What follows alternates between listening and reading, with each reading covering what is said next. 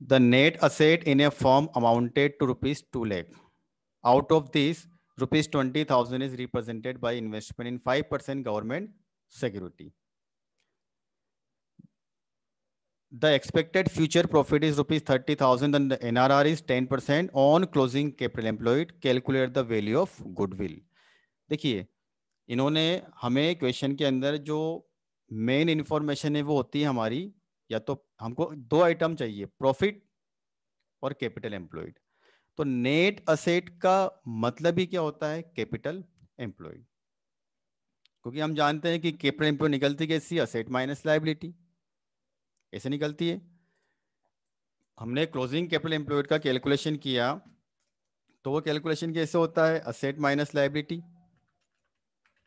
ठीक है। और असेट माइनस लायबिलिटी को बोलते कि हम यहाँ पर नेट असेट। तो नेट असेट अगर आपको किसी क्वेश्चन में दी हुई होती है तो इसका मतलब है कि वो कैपिटल एम्प्लॉयड है, ठीक है। वो क्या है? कैपिटल एम्प्लॉयड है। अब जब हमने कैपिटल एम्प्लॉयड कैलकुलेट की होगी तो हमने असेट माइनस लायबिलिटी किया होगा, और उस समय एक असेट जिसका नाम 5% गवर्नमेंट सिक्योरिटी है, मतलब इन्वेस्टमेंट, उसको शामिल कर लिया। तो इन्वेस्टमेंट हमारे लिए असेट होती है, उसको हम असेट मानते हैं। लेकिन इन्वेस्टमेंट होते हैं दो तरह के, और गुडविल का जब हम कैलकुलेशन करते हैं, वैल्यूएशन करते हैं, उस समय हम इन्वेस्टमेंट अगर लेना चाहते हैं तो वो ट्रेड इन्वेस्टमेंट होना चाहिए, trade investment. Non trade investment कभी भी गुडविल की वैल्यूएशन के टाइम पर हम कैपिटल एम्प्लॉयड में कवर नहीं करते हैं, ठीक है। अब ये कैसे मालूम चलेगा यहाँ पर कि वो ट्रेड इन्वेस्टमेंट है कि नॉन ट्रेड इन्वेस्टमेंट है? तो ट्रेड इन्वेस्टमेंट को लेकर के वो हमें क्वेश्चन के अंदर यहाँ पर ऑलरेडी इन्फॉर्म कर देते हैं। और अगर इस तरह की इंफॉर्मेशन नहीं, तो एक अजम्पशन में आपको दे रहा हूं कि जो इन्वेस्टमेंट आपको दिए जाते हैं उसको आपको क्या मानना है? हमेशा नॉन ट्रेड इन्वेस्टमेंट। अगर वो ट्रेड है तो वो बोलेंगे क्वेश्चन के अंदर कि ये ट्रेड इन्वेस्टमेंट है, नहीं तो क्या मानना है हमको? Non trade investment. देखिए, 2 लाख रुपए का हमने कैलकुलेशन किया था, उसमें 20,000 रुपए एक नॉन ट्रेड इन्वेस्टमेंट शामिल है।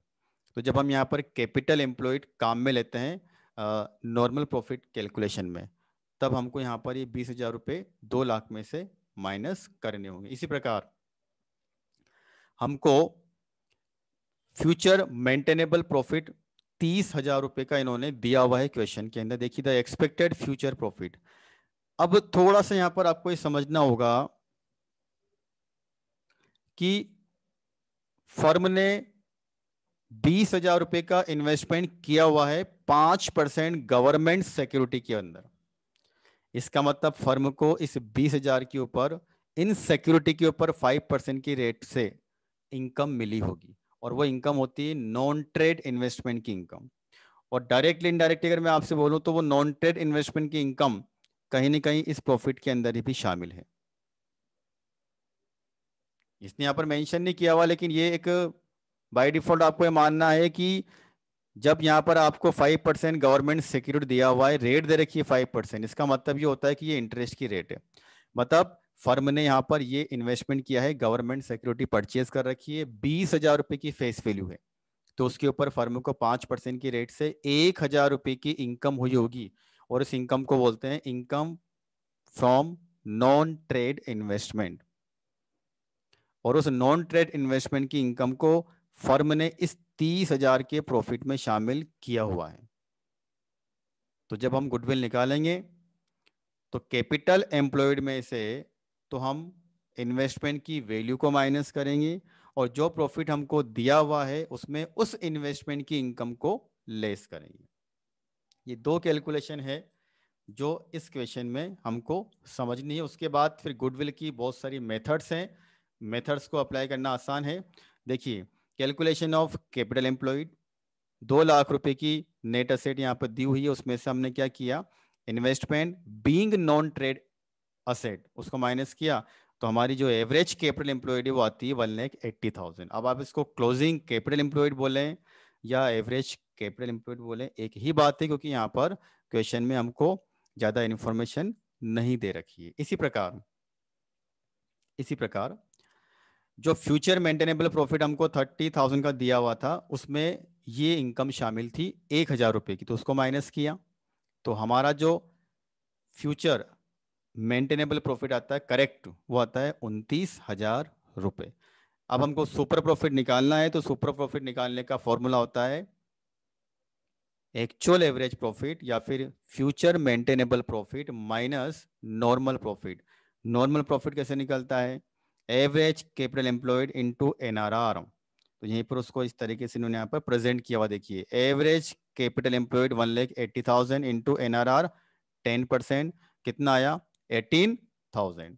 तो सुपर प्रॉफिट निकालने के बाद अब हम गुडविल की अलग अलग मेथड की हेल्प से यहाँ पर गुडविल का कैलकुलेशन करेंगे। देखिए सबसे पहले क्या बोला इन्होंने यहाँ पर, 3 year purchase of expected profit, उसके बाद 5 year purchase of super profit.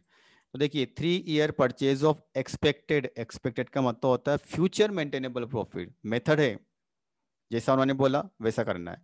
ठीक है, 3 ईयर परचेज ऑफ एक्सपेक्टेड, तो हमने क्या किया, एक्सपेक्टेड प्रॉफिट को लिया 29,000। देखिए goodwill 87,000। First method 3 year purchase of expected मतलब एक्चुअल एवरेज प्रॉफिट। फिर उन्होंने बोला 5 year purchase super profit, super profit को लिया 5 से मल्टीप्लाई किया। ठीक है, फिर उन्होंने बोला क्वेश्चन में यहाँ पर कैपिटलाइजेशन ऑफ सुपर प्रॉफिट, तो सुपर प्रॉफिट का हमको करना है कैपिटलाइजेशन, उसका फॉर्मूला होता है super profit into 100 upon NRR. तो सेकंड नंबर की मेथड देखिए आप, सुपर प्रॉफिट 11,000 रुपये इंटू 100 अपॉन एनआरआर, तो कितनी आती है गुडविल? 1,10,000 रुपये। लास्ट जो इन्होंने बोला हुआ है method, on the basis of annuity of super profit of 5 years. अब ये मैं आपको बता दूं एन्यूटी मेथड में क्या होता है, एन्यूटी वैल्यू हमको यहाँ पर निकालनी होती है, और एन्यूटी वैल्यू का एक फॉर्मूला होता है जिसको हम फाइनेंशियल मैनेजमेंट के अंदर सीखते हैं, वो होता है 1/1 plus r to the power n. ठीक है, देखिए ये एक फॉर्मूला है जिसको हम यहाँ पर वर्किंग नोट में देख सकते हैं, ये 3.791 इसको बोलते हैं एन्युटी वैल्यू, और इस एन्युटी वैल्यू को इस फॉर्मूले से हमको यहाँ पर कैलकुलेट करना है। जनरली ये जो एन्युटी वैल्यू है ये हमें को क्वेश्चन में यहाँ पर रेडीली अवेलेबल होती है, मिल जाती है, लेकिन नहीं मिलती है तो फिर हमको उसको कैलकुलेट करना होगा 3.791। ठीक है, ये 10% की रेट से निकाली हुई एन्युटी वैल्यू है 5 साल के लिए। तो जैसे आप सुपर प्रॉफिट को मल्टीप्लाई करोगे आपका आंसर आता है 41701।